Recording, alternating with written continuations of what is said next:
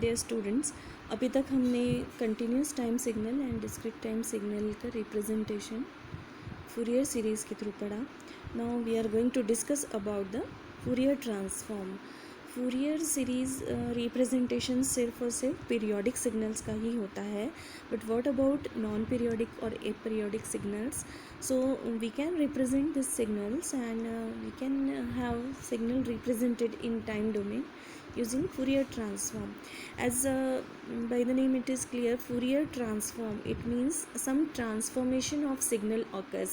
What type of transformation occurs? That is the signal xt, we represent it in time domain, but using Fourier transformation we can analyze the signal in frequency domain.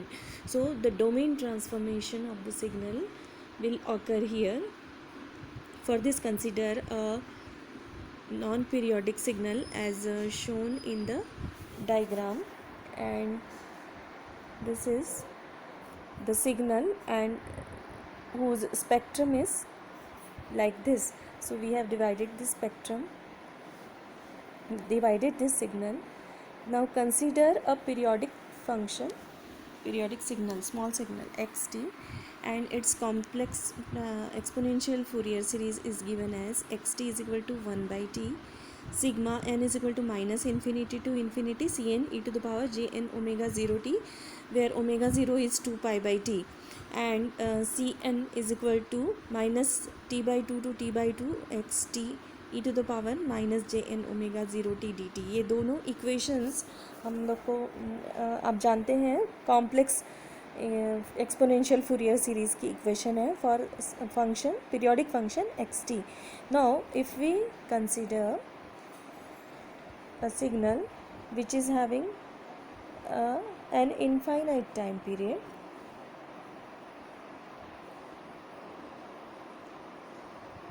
and we have divided the signal into successive harmonics as you can see in the spectrum, and omega 0 is equal to 2 pi by t, we already know that, and this is delta omega. So in this diagram you can see delta omega, it is the difference between the two parts. Delta omega is 2 pi by t. Then delta omega is nothing but the spacing between the two spectral lines, and substituting this value 1 by t is equal to delta omega upon 2 pi. So 1 by t की जगह हम लिखेंगे x t is equal to 1 by 2 pi into delta omega हमने last में लिखा equation में. 1 by 2 पाई को sigma से बाहर निकाला है. Now if we consider the limiting case, हमारा लिमिटिंग केस हमने कंसिडर किया है the signal is having time period as infinity, then delta omega will tends to zero. Delta omega मतलब क्या हो जाएगा, बिल्कुल ही कम, तो स्पेक्ट्रल लाइंस के बीच का distance will become 0, and in this case the spectrum will merge to form a continuous signal, continuous spectrum. तो इसलिए हम इसको एक नॉर्मल इंटीग्रल जैसा ट्रीट कर सकते हैं, and this because t is tending to infinity, cm becomes a continuous function x omega. This part of the concept is very very important because cn is defined for all the frequencies rather than only one integral spectral lines. ये जो diagram है इसमें हमने continuous इसको xt को continuous time signal माना था, और कॉम्प्लेक्स एक्सपोनेंशियल फूरियर सीरीज़ में ये इसको स्पेक्ट्रल लाइंस को, because delta omega becomes nearly equal to 0, so whole of the spectrum can be treated as the one single integral which is represented by x of omega, which will be the function of the omega frequency.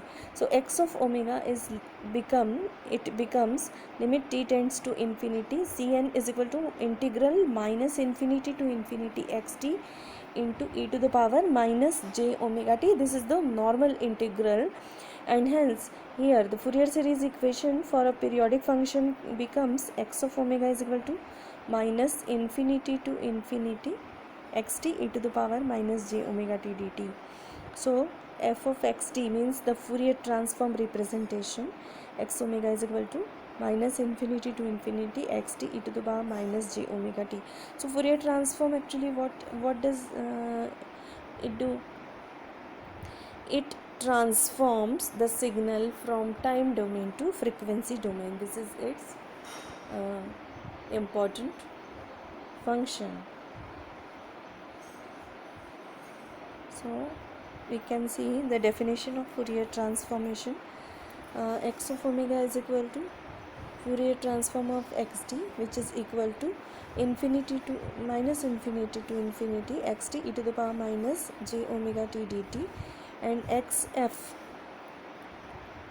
omega is equal to 2 pi f.